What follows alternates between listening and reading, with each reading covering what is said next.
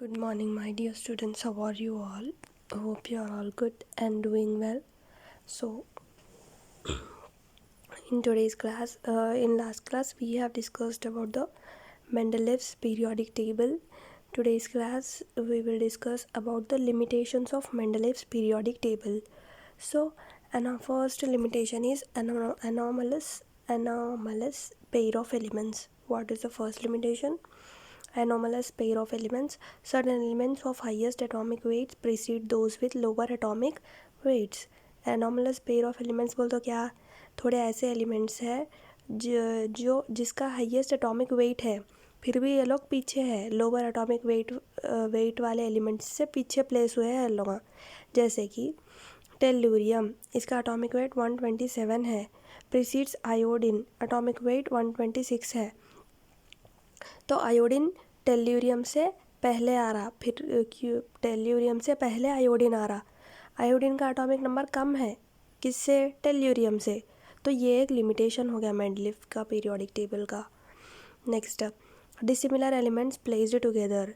Elements with dissimilar properties were placed in same group as sub group.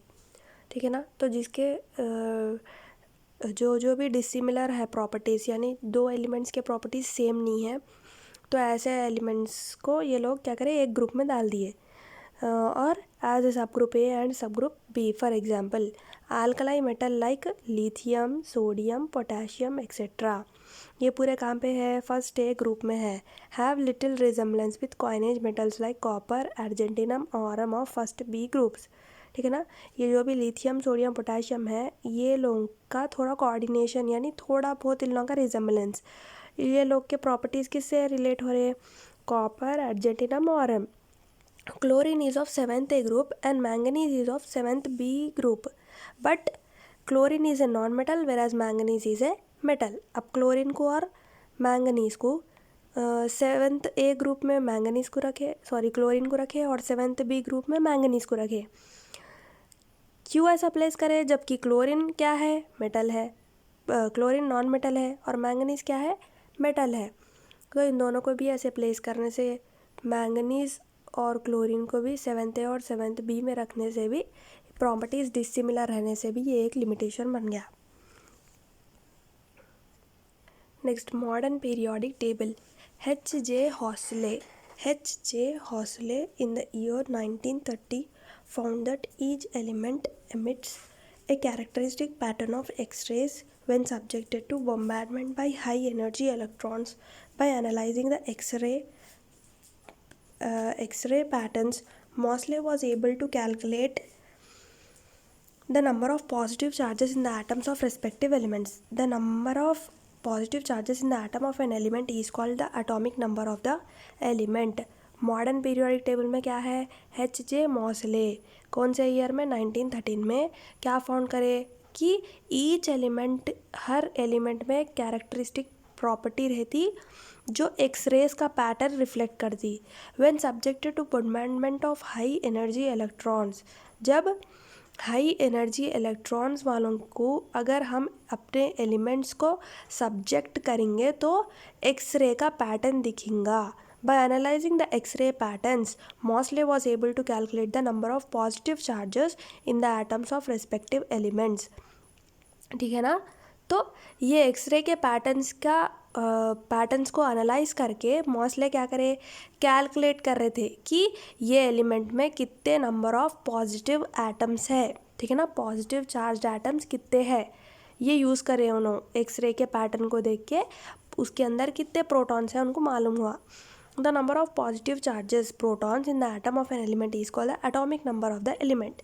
ठीक है ना. What is the atomic number? The number of positive charges in the atom. वो atom के अंदर कितने positive charges रहते कि वो उसका एटॉमिक नंबर हो जाता. ठीक है ना. With this analysis, Moseley realized that the atomic number को किससे रिप्रेजेंट करते? Z is more fundamental characteristics of an element than its atomic weight. After knowing the atomic numbers of elements, it was recognized that a better way of arranging the elements in the periodic table is according to the increasing atomic number. कि atomic numbers को मालूम होने के बाद क्या recognise हुआ कि that a better way of arranging the elements in the periodic table is according to the increasing atomic number. Atomic number find out होने के बाद अब इन लोग हर एलिमेंट को कैसा जमाना शुरू करें, कैसा अरेंज करना शुरू करें, based on their atomic number. ठीक है ना। पहले बात, एटॉमिक नंबर को कैसा फाइंड आउट करें इन लोग, मॉसले क्या करें नो, जब हाई एनर्जी इलेक्ट्रॉन्स को अगर हम ये एलिमेंट्स को रिफ्लेक्ट करेंगे तो उन लोगों एक एक्सरे का पैटर्न रिफ्लेक्ट करते करते, तो वो एक्सरे के पैटर्न्स को देख के नो उसके अंदर कितने पॉजिटिव चार्ज्ड इलेक्ट्रॉन्स है, कितने पॉजिटिव चार्जेस उसके अंदर है उनको मालूम हुआ। पॉजिटिव चार्जेस वाले एलिमेंट्स को क्या बोलते हैं, प्रोटॉन्स बोलते। ठीक है ना, प्रोटॉन्स बोलते। तो ये प्रोटॉन्स, अब एटॉमिक नंबर क्या है बोल रहे, atomic number is the number of protons present in an atom. तो एक एटम के अंदर कितने प्रोटॉन्स रहते कि उतना उसका एटॉमिक नंबर रहता। ठीक है ना। सपोज अब हाइड्रोजन का एटॉमिक नंबर 1 है तो उसमें कितने प्रोटॉन्स है, जैसा 1 हाइड्रोजन। हीलियम 2 तो कितने प्रोटॉन्स है, जैसा 2। लिथियम 3 है तो कितने प्रोटॉन्स है, जैसा 3। तो ऐसा पॉजिटिव चार्जेस उसके अंदर कितने हैं तो वो उसका एटॉमिक नंबर हो जाता बल्कि पहचाने।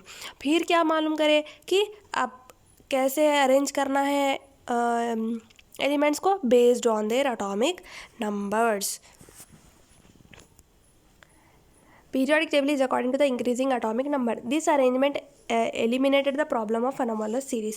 For example, though tellurium has more atomic weight than iodine, it has atomic number less by 1 unit compared to iodine. This atomic number concept forced the periodic law to be changed. ठीक है ना। अब tellurium का atomic number high रहा, iodine का atomic number कम रहने के बाद भी क्या हो गया, इन लोगों का एटॉमिक नंबर्स के हिसाब से इन लोगों को अरेंज करें। The periodic law is changed from atomic weight concept to atomic number concept and now it is called the modern periodic law. क्या बोल रही है लॉ को हम, modern periodic law. We know that the Mendeleev's periodic law is stated as the properties of elements are the periodic functions of their atomic weights. ठीक है ना। Mendeleev's क्या बोला था उसके पीरियोडिक लॉ में कि जो भी एलिमेंट्स के प्रॉपर्टीज़ है वो उसके पीरियोडिक फंक्शंस है, उनके एटॉमिक वेट्स का फंक्शन ही उसके प्रॉपर्टीज़ रहते। So now let us try to understand modern periodic law. The modern periodic law may be stated as the properties of the elements are based on the modern periodic law. The modern periodic table which is given here is proposed. It is extension of the original Mendeleev's periodic table known as short form of the table, and this modern table is called the long form of the periodic table. It is given in figure 2. Atomic number of an element indicates not only the positive charges, that is the protons in the nucleus of an atom of the element, but also the number of electrons in the neutral atom of that element. तो ये modern periodic law में क्या बोल रहे हैं लोग कि atomic number it not only represents the number of protons, उसके अंदर सिर्फ कितने protons है ही नहीं मालूम हो रहा आपने को, but also the number of electrons in the neutral atom of that element. electrons भी और वो न्यूट्रल एटम में इलेक्ट्रॉन्स भी कितने हैं अपने को मालूम हो जा रहा। The physical and chemical properties of atoms of the elements depends not on the number of protons but on the number of electrons and their arrangements in the atoms. ठीक है ना। जो भी फिजिकल एंड केमिकल प्रॉपर्टीज़ है किसके atoms के elements में किस पे डिपेंड हो रहा, not on the number of protons but on number of electrons and their arrangement in the atoms. अब क्या बोल रहे कि जो भी हमारे केमिकल और फिजिकल प्रॉपर्टीज़ है वो किस पे डिपेंड है, प्रोटॉन्स पे डिपेंड नहीं है लेकिन नंबर ऑफ इलेक्ट्रॉन्स पे डिपेंड है और उनके अरेंजमेंट के ऊपर। Therefore the modern periodic law में be stated as the physical and chemical properties of the elements are the periodic functions of the electronic configurations of their atoms. अब क्या बोल सकते हैं अपन, जो भी फिजिकल और केमिकल प्रॉपर्टीज़ है एलिमेंट्स के, ये क्या है, periodic functions of the electronic configurations यानी the number of electrons in an atom. एक एटम में कितने इलेक्ट्रॉन्स है, इसको इलेक्ट्रॉनिक कॉन्फिगरेशन बोलते हैं। Positions of elements in the modern periodic table, तो ये पोजीशंस, ये टेबल हम आपको देखे तो समझ में आता। आई होप आप लोगों को क्लास यहाँ तक समझ में आई। मैं नेक्स्ट क्लास में आपको ये टेबल को एक्सप्लेन करते हुए मैं आप लोगों को अरेंजमेंट जो भी है मॉडर्न पीरियोडिक टेबल का, हम ये मॉडर्न पीरियोडिक टेबल फॉलो कर रहे हैं अब। लास्ट पेज पे आ गए हम। ये अब जो है हम ये पीरियोडिक टेबल फॉलो कर रहे हैं। अब